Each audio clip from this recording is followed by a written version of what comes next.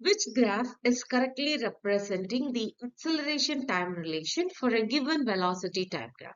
For simplification purpose, we can take the lines in a velocity time graph as A, B, and C. In the case of A, we can say there is a change in the velocity, but it is changing in a constant way because there is no change in the angle. So in the part A, we can say there will be constant acceleration. And when we are calculating the acceleration value from the slope, we can say it will have a positive value.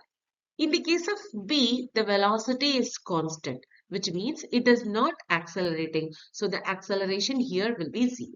In the case of C, we can say the velocity is decreasing with respect to time, which means it is decelerating, or else we can say it will go in a negative way. So based on that, when we are taking option A is correctly representing the constant acceleration, and 0, which means at the rest position or not accelerating, and the negative acceleration or deceleration. So option A will be the correct answer for this question.